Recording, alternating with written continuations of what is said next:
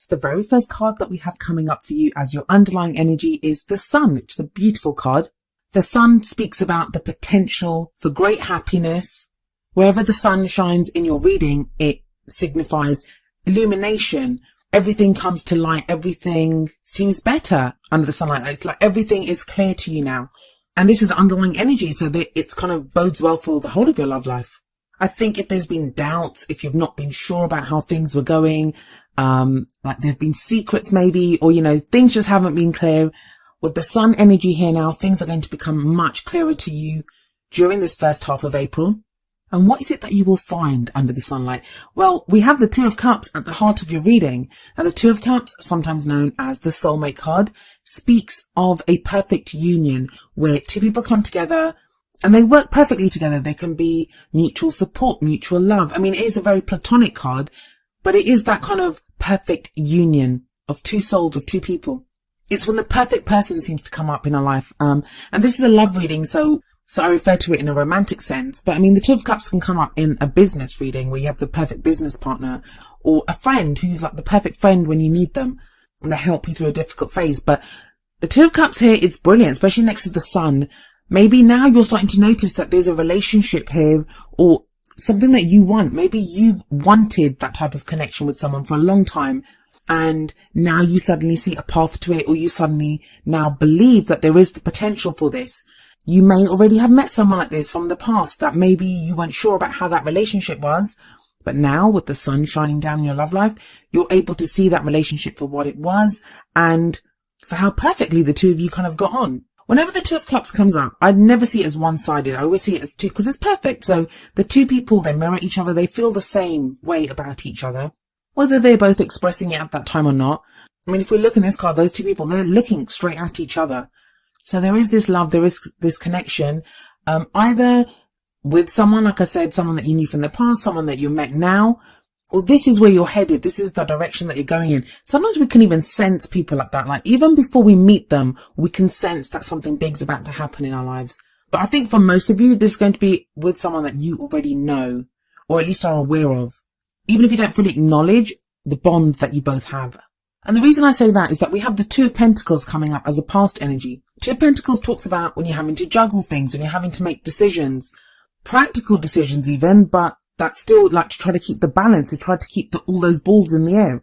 But the thing with the Two of Pentacles is when it comes up, we can be so focused on the problem, which is like keeping those pentacles in the air, doing that juggling act. We can be so focused on that we don't really see what's going on around us. We're not fully aware of the big picture because we have to kind of hone in on that one problem that there is.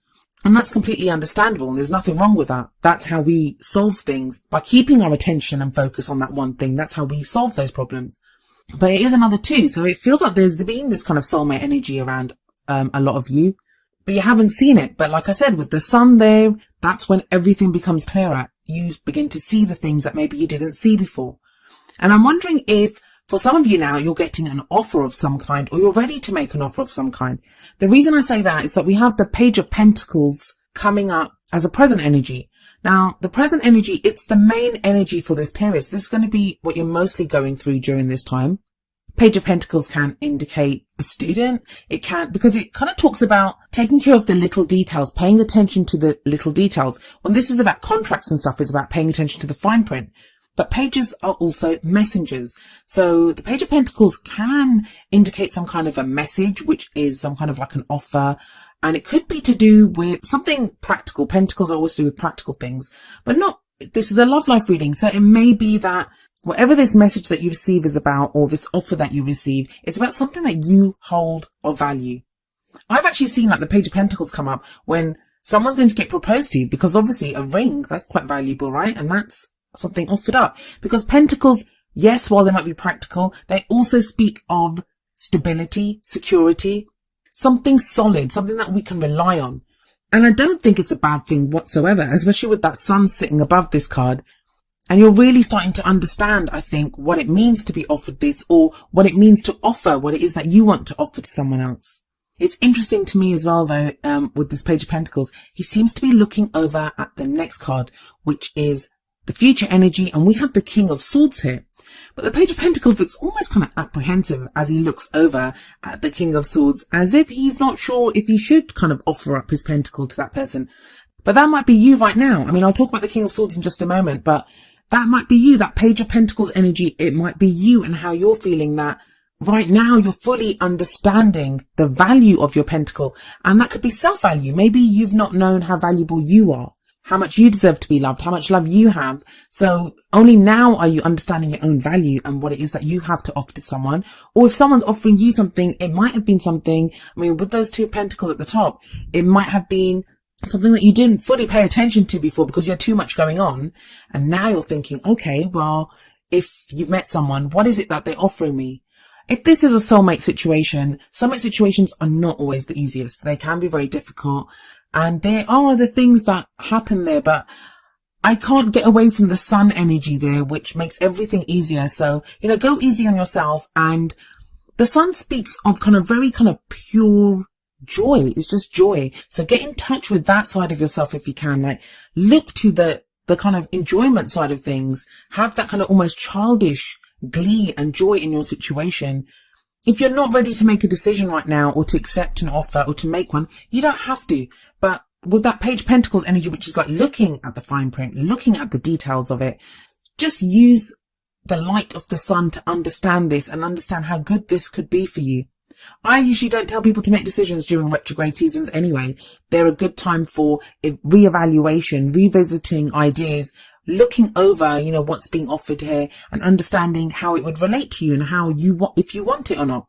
So there's no pressure here for you to make a decision, or to accept any offers or to make any offers, but just know that there is something on the table and it is a good idea to kind of understand it and to look at it. So this King of Swords in the future, some of you may be dealing with an Aquarius, Gemini or Libra, Sun, Moon or Rising, male or female. But for others of you, this is going to be your energy. The King of Swords he's sometimes seen as an advisor. He's very intelligent. Swords represent our thoughts, our beliefs, our ideas, all that kind of upper reasoning and that brain stuff, how we think, but also how we communicate those thoughts, how we communicate what we know. And he has a lot of knowledge. Now, I also always see the Swords court cards as always being about the truth. They speak their truth. But because it's all about thoughts and ideas, sometimes, especially the King of Swords, can come across as kind of cold. He looks like he's detached from his emotions. Now, that's not true. He feels his emotions just as much as like anyone else does. But it's just the way he communicates and the way he thinks and processes information. He comes from a very kind of logical place. Now, for some of you, this is your energy. It may be you trying to logically figure out your soulmate situation, that Two of Cups energy that's right above the King of Swords.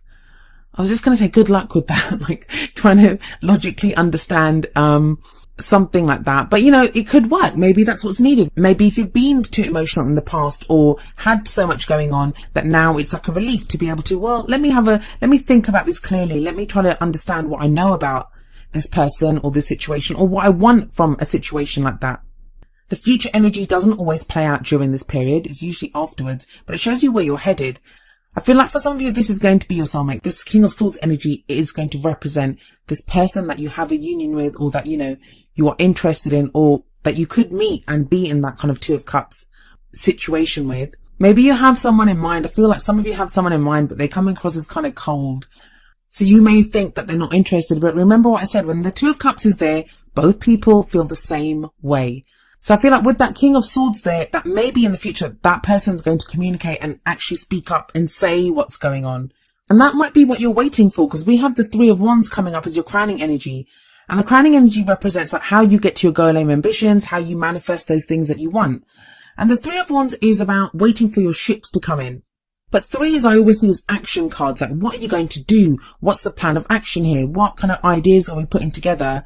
And what steps are we willing to take? Because the twos are usually about decisions.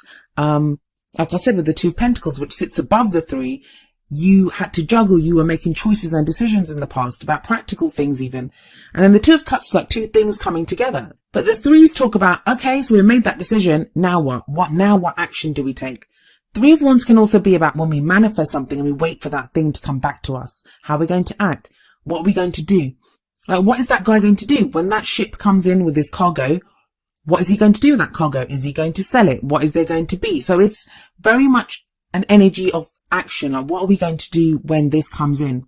I just feel like I have to say though that for some of you, if you're dealing with someone else, if you're waiting for someone else to come back to you with something, even if it's a new person, you're waiting to meet someone new, or, you know, it's someone else that you're waiting for, wait for them. Like, I mean, I don't mean like sit around twiddling your thumbs, not doing anything. I mean, I feel like you've done that Two of Pentacles thing of juggling and making decisions.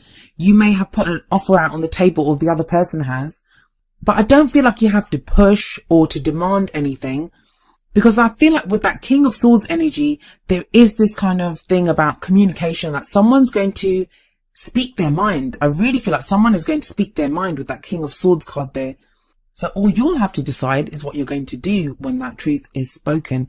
And the advice from the Oracle card seems to kind of back that up, because we have from the Romance Angels, let go of control issues. Allow the situation to unfold naturally. I feel like for a lot of you, you need to see that sun. Like, that's what it's there for. It's there to give you hope, to tell you that things are going to be okay, but you don't have to control anything here. Let's let it happen. You've done the juggling. You've done the kind of like juggling knives or everything else that you've been doing. Now it's just waiting for things to unfold. But I know that's a frustrating energy, like telling people to wait or hang on, or, you know, you don't have to do anything. Because even when we're not doing anything, and by that I mean like we're not forcing the issue, we're not kind of hounding someone for an answer, we're not doing anything like that, it doesn't mean we just sit around doing nothing. And I feel like the advice from the Whispers of Love Oracle deck it's the advice on what you should do while you're waiting. And it's number 31, and it says, love makes the difference. Love can help heal past hurts and provides a sense of security, self-worth and importance. So as you know, I'm not one of those like positive thinkers. I think every emotion serves us, but there's not really anything bad here. There's not really anything bad here. And I feel like the sun is there to remind you that there's great potential here now, and focus in on that Two of Cups energy, whether that's someone you had in the past. I mean, sometimes we can have karmic relationships with people. We can have soulmate relationships with people, and then we separate, and then we can want that person back. And even when the cards show that, you know, that energy comes back into our life, it may not be the same person. That energy can re-enter our life through someone else. That person that we knew from the past, they may have been there to prepare us for the next person that comes in. We have more than one soulmate in our life. So for some of you, it's going to be that. But if you've experienced it once, if you've felt that once, or if you feel the urge now to connect with someone in that way, even if you never have before, that is a beautiful thing. And that is worth kind of holding on to. That love, that the potential for the love that you could feel, and the love that you have felt in the past. I talk very much about how we feel and how our feelings manifest the future, which that Three of Wands can be a card of manifestation. So if you haven't already done so, please watch the guidance videos for the Aries season, because they have a lot of this information about if you're trying to manifest something. But overall, it's looking good, Sagittarius. I feel like there's something going on here, and we're going to find out when that King of Swords shows up. So hopefully that will be in the second half of April, but we'll have to wait and see.